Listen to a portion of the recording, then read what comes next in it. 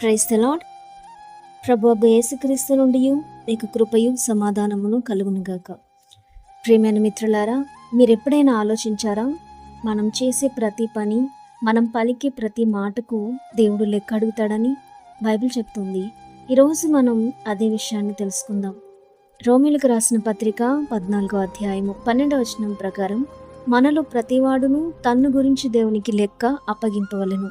ప్రసంగి గ్రంథము 11వ అధ్యాయము 9వ వచనంలో, యవనుడా నీ యవనమందు సంతోషపడుము, నీ యవన కాలమందు నీ హృదయము సంతుష్టిగా ఉండనిమ్ము, నీ కోరిక చొప్పునను నీ దృష్టి యొక్క ఇష్టము చొప్పునను ప్రవర్తింపువు. అయితే వీటన్నిటిని బట్టి దేవుడు నిన్ను తీర్పులోనికి తెచ్చినని జ్ఞాపకం ఉంచుకొనుము.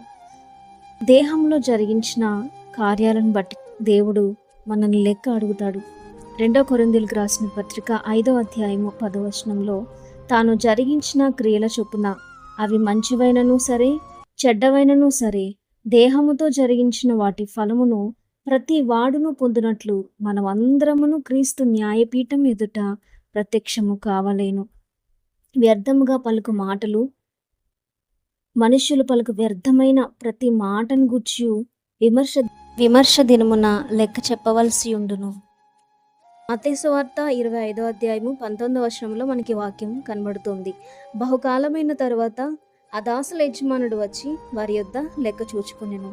అంటే మనం ఈ లోకంలో చేసే ప్రతి పనికి, ప్రతి మాటకి, ప్రతి ఆలోచనకి ఒకరోజు దేవుని ముందు మనము లెక్క చెప్పాల్సిందే. ఆయన అంటూ ఉన్నాడు, ఇదిగో త్వరగా వచ్చుచున్నాను, వాని క్రియలు చొప్పున ప్రతి వానికి ఇచ్చుటకు నేను సిద్ధపరిచిన జీతము నా యొద్ద ఉన్నది. దేవుడు న్యాయమూర్తి. ఆయన ముందు దాచినది ఏది కూడా ఉండదు. మన పనులు మాత్రమే కాదు, మన మాటలు, మన ఆలోచనలు కూడా లెక్కలోకి వస్తాయి. సమయము, సంపద ఇవన్నీ దేవుడు ఇచ్చినవే. వాటిని ఎలా వాడుతున్నామో దేవుడు లెక్క అడుగుతాడు. దేవునికి ఇచ్చే సమయాన్ని మనం దేవునికి ఇస్తున్నామా? ప్రతి ఒక్కరికి తీర్పు ఉంటుంది. రక్షణ పొందిన వారికి బహుమానం, తిరస్కరించిన వారికి శిక్ష. క్రీస్తులో విశ్వాసం ఉంచిన వారికి భయం కాదు కానీ ధైర్యం ఉంటుంది. ప్రేమిత్రమా, ఒకరోజు మనమందరం దేవుని ముందర నిలబడతాం. అప్పటికి లెక్క చెప్పడానికి సిద్ధంగా ఉన్నామా?